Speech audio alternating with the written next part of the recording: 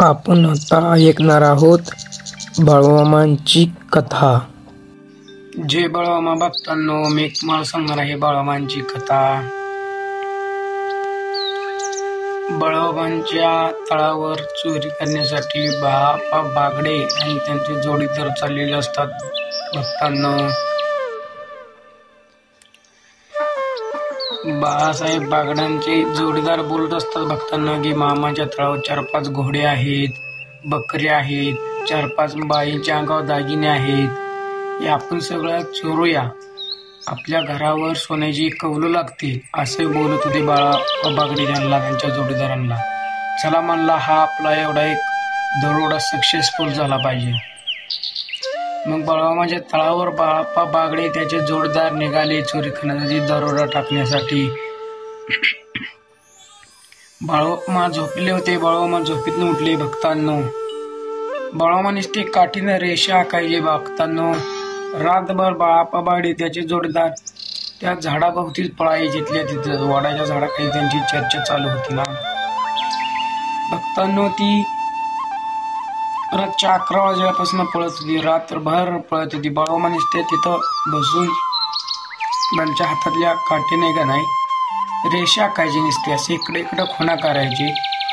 मामा जे खुणा करतायत त्या मार्गाने ते बाळाप्पा बागडे ते पळायचे। रातभर ते पळवून पळवून पळवून पळवून थकले। सकाळ 4-4:15चं टायमिंग झालं। बाळाप्पा बागडे ही दमून गेली, सगळीजण बसली। अरे बापरे म्हणला बाळाप्पा बागडे, म्हणायला लागला आपल्या साथीयांना। अरे बापरे म्हणला, इथं काय तर भूताचं चिटक दिसतंय म्हणला, नाहीतर आपण ज्याच्या तळावर दरोडा घालायला चाललोय ना, तो तरी कोणतरी महात्मा साधात्मा असणार आहे म्हणला। यो कोणी साधू साधा सुद्धा वाटत नाही, बाळाप्पा बागडे सांगायला लागला। रातभर पळून पळून दमून गेले होते। त्यातील 1-2 त्या बाळाप्पा बागड्याचे साथीदार म्हणायला लागले, इथं भूताचं चिटकूच आहे, रातभर आपण इथंच पळत आहोत। परत त्यांनी विचार केला, म्हणाले आपण ज्याच्या तळावर चाललो आहे तो कोणी साधा नाही, संत। ते मग बाळूमामांपाशी गेले। बाळूमामा हसायला बसून तिथं।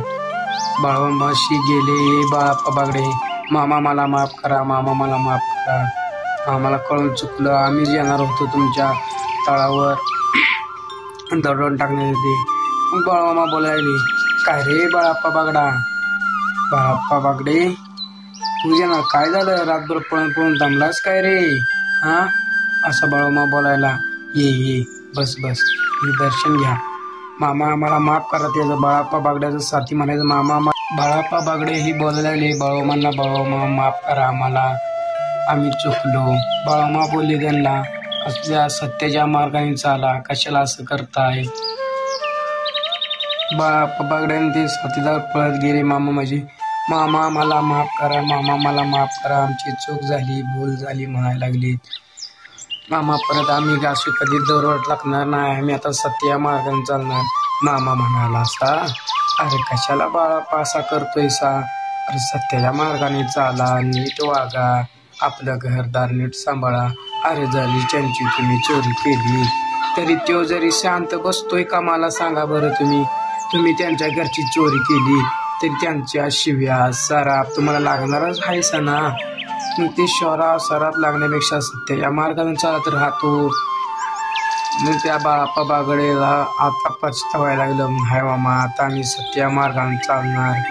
मग बाळाप्पा बागड्या संघाचे साथीदार होते ते म्हणायला लागलं, मामा आम्हाला माफ करा, तुमच्या एकदा प्रेमळ मनाने आम्हाला माफ करा। बाळूमामा बोलले, बर असं म्हणतोय का, माफ करतो, हा तुम्हाला माफ करतो, असे बोलले बाळूमामा त्या बाळाप्पा बागड्याला। आणि बाळाप्पा बागड्याचे साथीदार आणि बाळाप्पा बागडे म्हणाले, मामा मला तुम्ही एकदा प्रेमळ मनाने माफ करा, आम्ही तुमच्या चरणाशी आलो आहे बाळूमामा, मामा माफ करा।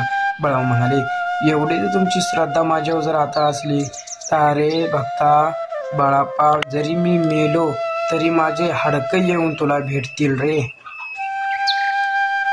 झाली बाळूमामा संपली तर कथा, आपल्याला जेवढे ते तेवढे मी सांगितलं आहे भक्तांनो। तरी पण मी तुम्हाला काही अजून सुद्धा नवीन अशाच कथा तेवढ्या 4-5 मिनिटाच्या आणत राहील भक्तांनो।